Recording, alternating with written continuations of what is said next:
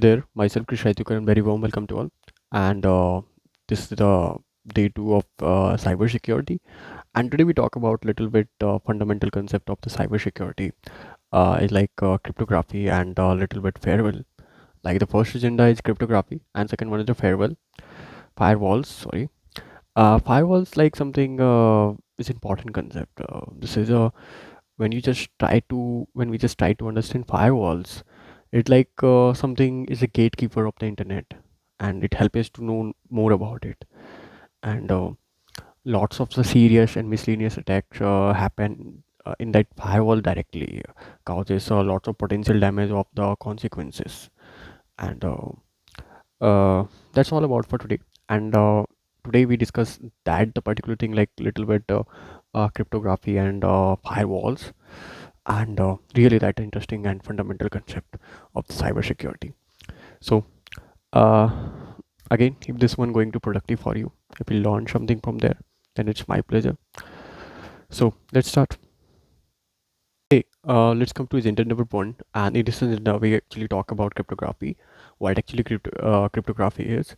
So basically, when we're talking about cryptography, I think I don't know exact date, the World War II, using in that time of the World War II, that people like Hitler armies and used the secure communication channel, which basically Enigma machine, which is especially made for communication between two different uh, troops of army, like in the different location, they're communicating each other with the code language.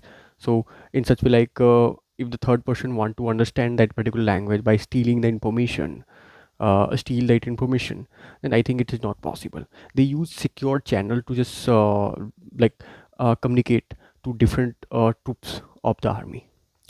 So that's the basic cryptography in that time. But nowadays, like cryptography is all about like you are communicating each other. So let's suppose two devices at a different location are communicating each other. Okay. Uh, so cryptography ensure that that particular communication uh, like strong and secure. So secure and a little bit protected way. So no third person come in the role that they can steal information. So it's like something like two different person. Let's suppose two different persons are communicating each other, like two devices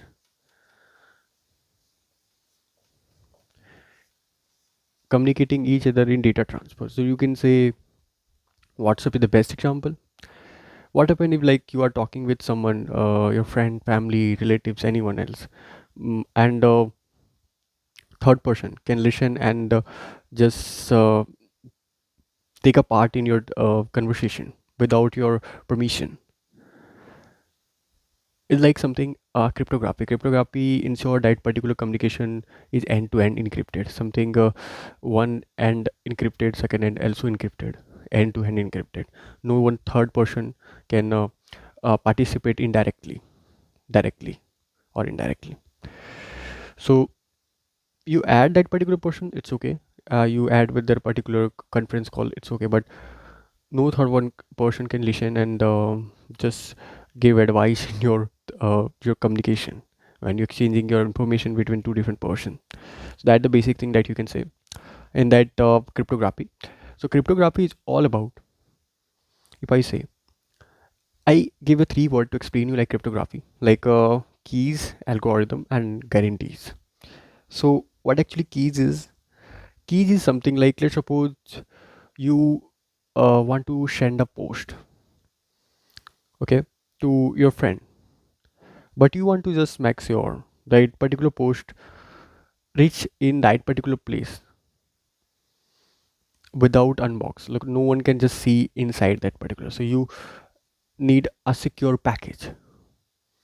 Let's suppose you use a lock and key method. You lock this particular parcel or something post in such way like no one can open without your key. So that the basic thing happen in the cryptography. Cryptography is basically based on key. When we especially talking about encryption is all about something protect your information by locking this particular thing. So only you and your friend know what the keys is, and when you just apply that key, that box will open. That's the basic thing. So keys is like something protected code.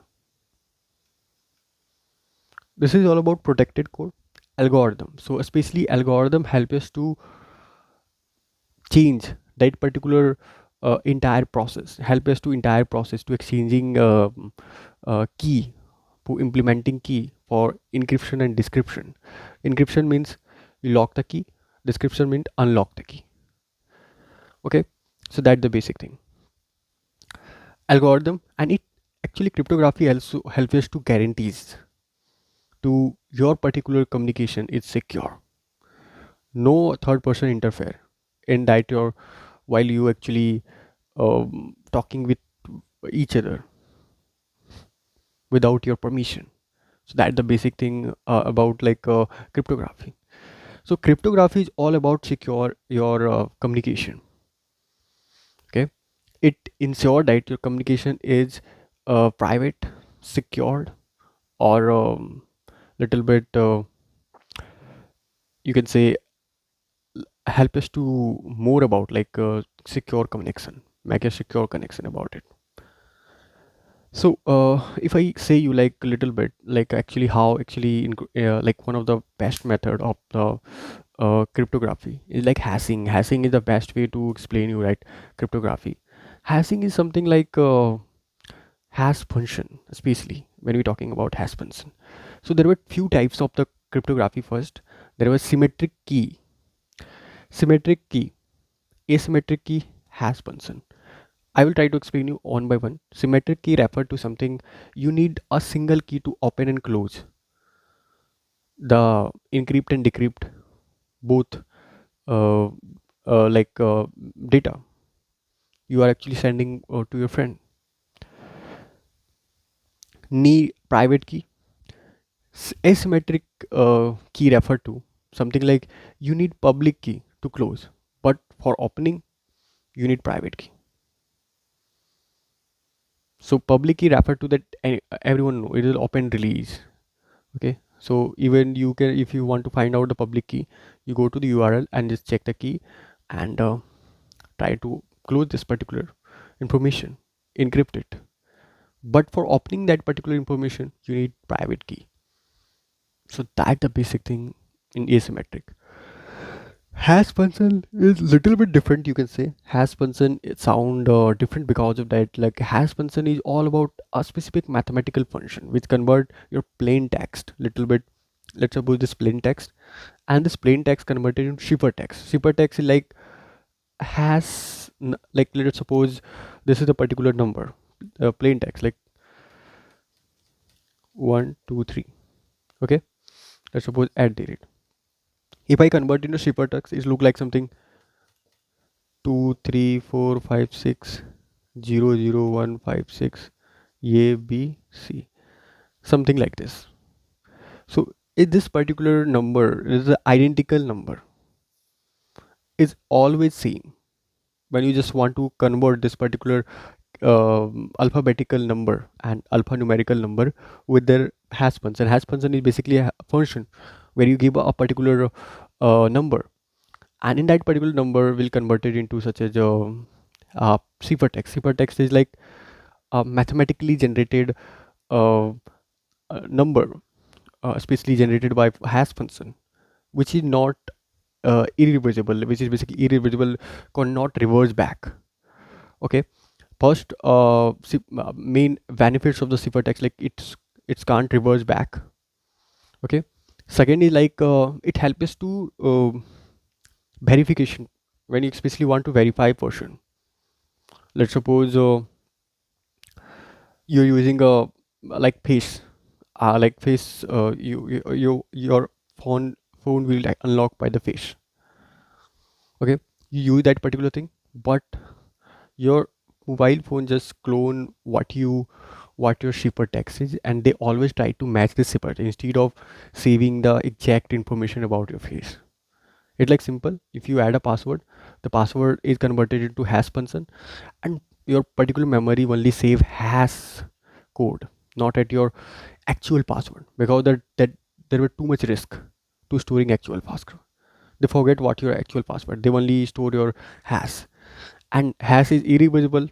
And when you just try to just match this, verify again, then I think they look toward your particular text and convert it into your plain text, and just want to try to match with their super text, and that the verification possible.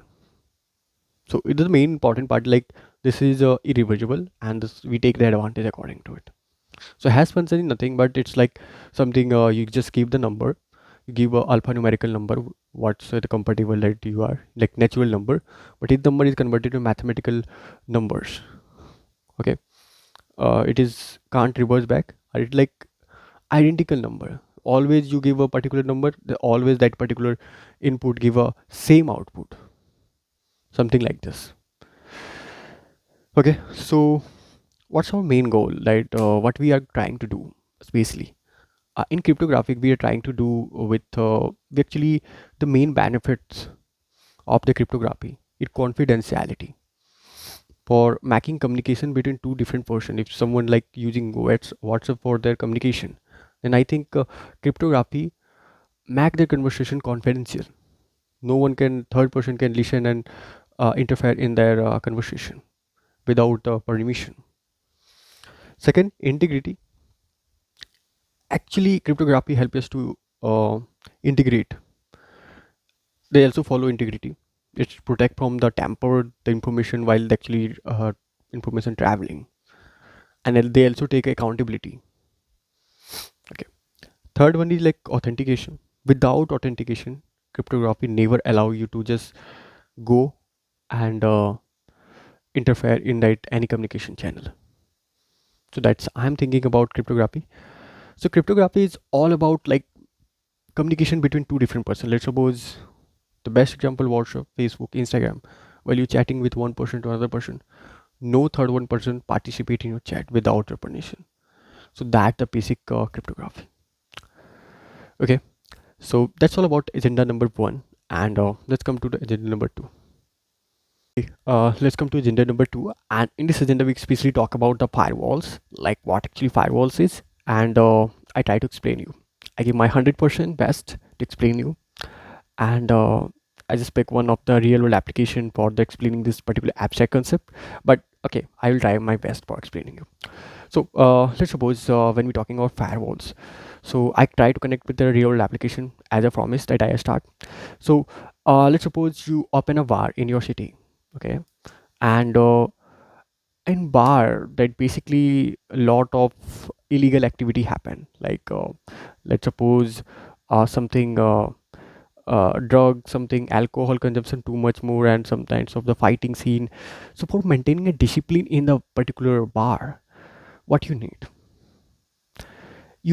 a security guard or bouncers which actually keep safe and maintain your security, maintain your discipline around your entire bar.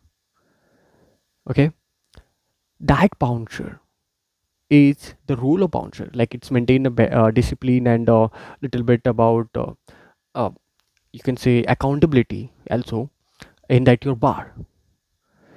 So that's the basically bouncer, the work of bouncer in that particular bar.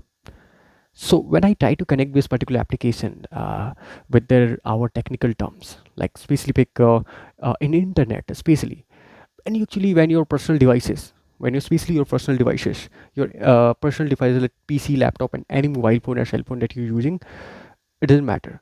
But when you are just connected with internet, when you're requesting internet for information from a site or server, anyone else, I don't know, but when you just requesting that you have lots of traffic and the maintaining security and discipline entire communication, ba- uh, entire communication channel, the only thing help us is like firewalls.